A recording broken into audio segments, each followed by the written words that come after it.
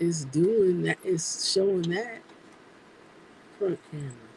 Okay, now I don't know what that was. That was scary.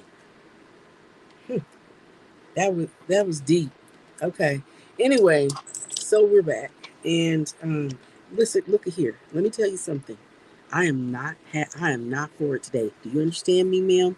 You're gonna sit here and you're gonna leave my stuff alone. Don't swat at me. Um. Anywho, so um, in our trending topics today, oh, it's so cute and it's sad at the same time. But earlier this I don't know if it was earlier this week or if in fact it was today. There were some pictures that had surfaced in regard to Kobe Bryant and his family.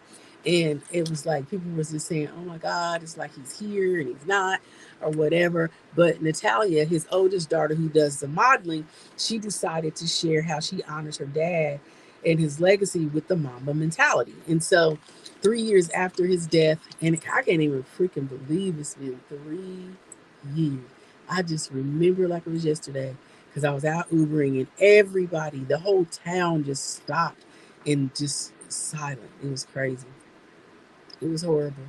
But mentally she stays intact. She's 20 years old and she's a model at the University of Southern California student, and is opening up about continuing the legacy of her dad, the Mamba mentality, and the mindset in a new interview that she did with Elle on today. So or yesterday. So she speaks about her father's legacy and continuing it and whatnot, and how it's important for her to make sure that she keeps that up. But she quoted the Mamba mentality is about constantly trying to basically be the best version of yourself, and it's putting your best foot forward, not just a little bit, but all the time, regardless of all the noise and what people say. But she continues to keep on, and she wanted to just share that with everyone and make sure that we are giving our best self, even when things are tough. And I mean, I just it hurts my heart that they had to go through it, all of them, but they're resilient. And then in the difficult moments, her life quote and focusing her energy on um, things being happy and bringing happiness to with her friends and her family, the ones who listen to her in ways in like her favorite music, and she does things to bring her peace and positive aspects of life and things of that nature, and keeping her energy in her headspace great. But in January of 2020, when Kobe and his other daughter, you know, were Gigi were died in that tragic helicopter crash. Basically, it just killed their whole family. But since their Natalia and her mother Vanessa and their entire family continue to honor everybody, him, the two of them, um, she basically went and did honored her dad and her sister at a Dodgers game, and Um, she had her dad's Laker number on it, and so just a beautiful, beautiful sentiment that she shares with us. And I didn't even know she was modeling, so that's nice to know. And it's just every time I think about it, it just trips me out that he's gone. So anyway, they had a lot of beautiful pictures to share, and just paying tribute to a legend for sure, Kobe Bryant. And you know, our hearts go out to everyone. But also, what about Taylor Swift and Beyonce catching a photo? That's my pose. Um, they're never, ever, ever getting over this, flawless photo. And if you think back to when Kanye goes up and makes an ass out of himself to us, not him, but to us, um, by trying to put Taylor Swift down and boost up Beyonce. But these two have a great attitude about how they handled it and they really didn't play into it. But they took a picture today, or it was during the Eras tour for Taylor Swift. Um, so it's really pretty cool. But also Offset decided, okay, he was going to throw a lavish birthday gift and party for Cardi B, um, and basically he got her this gift, right? And I'm sure it was she, she said that he has the best ways of surprising her and doing wonderful things for her and things like that. And he came to Instagram on his stories, and he showed the video of him carrying a stack of Hermes signature orange boxes, which included a pink crocodile crocodile Kelly bag, and a small white and tan House Birkin purse with which Cardi dubbed her favorite. But they did a shot before. She's 31 now. Dang, I can't believe that. Not that that's old Cardi, but it's just like I'm thinking about when you first appeared on Love and Hip Hop, and see, I know some history, and I have some family um, that have shared some history in the making of this whole situation. My point is that in the process of things going down, um, dang, why are you on my keyboard? Is it because it's warm? That's not nice. Mommy doesn't like that. You messed it up, and I'm trying to tell the people a story, and you got to be nice so that I can tell them the story. Okay. So anyway, he got her these all these wonderful gifts that any of us would love to have, of course. But the bottom line is, it's nice to see that after they have had some issues with their marriage, that they could get back on track, and hopefully he's doing the right thing by her. Some men go through their challenges. I think a lot of times we get into eras in which men do one thing and then somebody else jumps on it and does it or whatever. And then we get into times where they decide, I'm gonna do what's right. Because now they're getting the fact that it's better to be on top with someone you love and be able to hold it down with two people and just be that it factor. You know what I'm saying? So I think from what we saw, I mean, we saw Jay-Z and Beyonce, and everybody always compares themselves to them, but even they had their issues. And it's unfortunate because, again, these are people we love to love. And unfortunately, sometimes things happen, bad things happen. But with that being said, it is a blessing and an honor to be able to watch their love flourish. And Cardi's stamp of approval as she lovingly hugged the bag on Instagram, as we saw. But that wasn't all he did for her. Um, he posted the video on Instagram showing some extravagant way, you know, bad and bougie artists filled their home with rose petals and candles and stuff like that. So I thought that was cool. I thought that was really, really nice. And it's nice, right? When we have people who go through certain things, they get in the limelight, and then they calm down. Then things calm down a little bit, and they're not being totally represented in a negative way all the time, but they show the betterment and how they actually improve. I thought it was funny too that um, she basically said she loved everything he did, even his farts. I was like, okay, that's real love, isn't it? But anyway, with all that being said, there's just so much to be said about love, because in the midst of everyone else getting divorced, on some of like the Joan, was it the Jonas? They were talking about, they had cryptic notes during their split, and in these notes, I mean, these are things I feel like, when you text somebody and you hold it for evidence or whatever, you know, these are things that, again, can potentially hurt people later. And it's a testament to show that the way people love hard, they hate hard. Because I can't believe, that doing it's like about doing the right thing in their divorce from Sophie. He posted on his Instagram account um, in front of a mirror with uh, a, a note that said, "What do you want them to feel on the mirror?" And at the right place at the right time, doing all the right things. And it was kind of cryptic. And so, we have to watch out for people because things hurt people.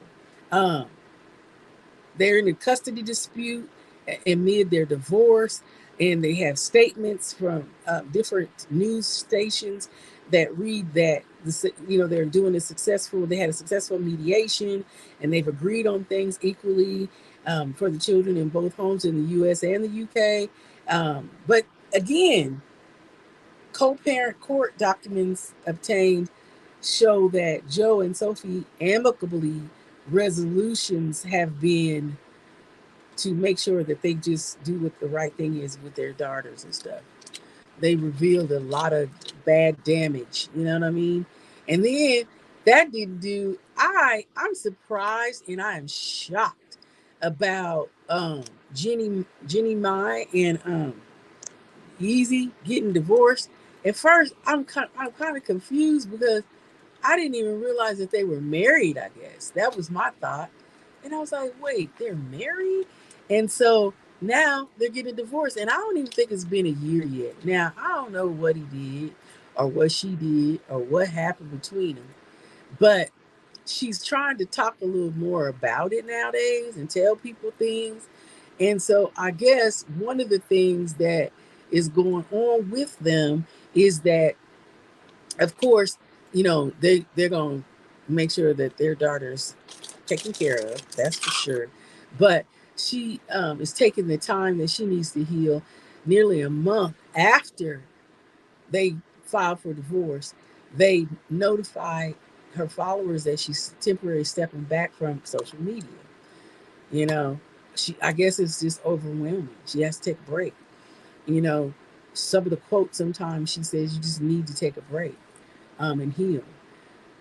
Jenkins filed for divorce um, in Georgia court September 14th after 2 years of marriage. In court documents that were obtained by E! News, the rapper said they're currently living in a bona fide state and separation, and their marriage is irrevocably broken, and seeking joint custody for their baby girl. So I'm just like taken aback because I'm trying to figure out like, well, what happened? Like sometimes in these Hollywood lives, you wonder if people are just doing stuff for show. They have a prenup, I guess, hanging out in November. Um, After she announced her split from her ex-husband Freddie Hart, Jenny, who first met Jeezy when he was guest on The Real years ago, told Vogue in 2000 and something about their first date, saying, "quote We shared, girl, ouch, no, those claws hurt. Dang it! I had to knock her hand off of my out of my skin. Oh my gosh!" I just don't know what's going on with the universe today. I'm so irritated with everything because everything wants to continue to, I feel like, mess with me. Thank you, ma'am. Now you can't do that. And she didn't mean to grab me, but she went to grab something else that she shouldn't have been grabbing. Oh, God, those claws hurt. I have scratches everywhere that I'm trying to get recovered because as they grow, they're trying to learn how to use their claws. And it is the worst pain I've ever had in my life. Jesus. But anyway, I just can't believe that they're getting divorced already. And I want to know why. Because sometimes it's like the women, they just need to heal themselves because I'm tripping that he filed for divorce. So, in my opinion, that must mean that Jenny May was a little cray cray. So we don't even know. And she divorced one husband. I mean, you just have to look at the pattern of some people. You want to love some people. You know what I'm saying? And you want to extend yourself out to they're and sympathize with them in um, their issues, but sometimes they're just wrong. They're just wrong. But in other news, Tiffany Pollard, what was that show she was on? I guess it was Flavor Flav. She was on that show, and from New York. Tiffany from New York Pollard talks about her love life when she stands with Flavor Flav and her new show House of Villains. I haven't watched that show, but I guess I might need to get into it. And then there's another show on MTV, and I guess I don't know if that is the House of Villains, but she always talks about I'm an HBIC for reasons because they literally, you know, say she's the mother of reality television. So she feels she started it all, and she's going back in history where I remember when her lace fronts needed assistance, but now I think she got it under control. But she's making new reality headlines on E and different places, especially being on the House of Villains. I need to check it out because I'm a reality TV diva, and I love being able to watch reality shows. So, anyway, I mean, kudos to you. I hope that everything works out, and if you are going to get married or whatever, that it works out for you, girl, because it's nothing like being in love, right? And my time is coming. Hey. And in other celebrity news, I just wanted to tell you that I now have a blue check mark on my name and I am verified. So I'm very excited about that. Now I got to get my more followers and different things. But like, I don't like when people come to me and want me to purchase followers because I don't feel like they're legit. You know what I mean? I don't feel like that they're, people say, oh, it's organic and da da da da, but I don't think so. I just feel like you're buying, and I know the game. I know I work in IT, and I know and I understand that, what the objective is and to go out and get other people's followers, but I don't believe in that. So it is kind of cray cray for the real, not the play. But there's so many reasons that we can be thankful. But one thing I like is I enjoy learning about different people. We talk. There's Selena Gomez who debuted um, a dramatic hair transformation with her new slick bob. So that was cute. And it goes to her shoulder. So I mean, it is what it is. And then Sarah Jessica Parker um, is Carrie Bradshaw in real life with mismatched shoes. So that was funny, something that they were bringing up in this week's news as well. And Zendaya is in full bloom with curly hair and a new fleece style. So I mean, it's a lot going on in the culture and in the special news and different things. Kim Kardashian models for Balenciaga following her controversial ad. I saw that ad and it was really cray cray. So I don't know. There's a lot going on. There's a lot going on from the Kardashians, to other people in the news. Taylor Swift and we know Beyonce just came off tour and tour, and I'm not sure is she still on tour. I keep on thinking that she's done, but she might not be. I heard that she's going to start another one, so that's pretty interesting. But also Taylor Swift, gave this full speech from her Eras tour film premiere, and I guess it was like the Cruel Summer, which is what it's going to be called, and she basically did a world premiere of her concert film in the Eras tour, and even more.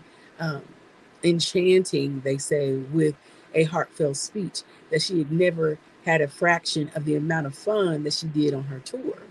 And so she said that basically, you know, she was just so thankful to everybody and how that they presented themselves for her tour. And, she was said, okay, well, you stuck me out because I'm going to sit with you. She came out and sat with people out in the audience. My foot should be elevated and it just gets to hurting a little bit. So anyway, um, she wanted to say thank you to everybody and spend the evening with them and just let them know how much she appreciates them for believing in her music and how much fun she's had in her career and all these wonderful things. Shoot, I wonder if Kelsey is the reason for that new happiness. Hey, it's all good. Whatever you do is what you do. Go ahead, Taylor Swift. I've always liked Taylor Swift.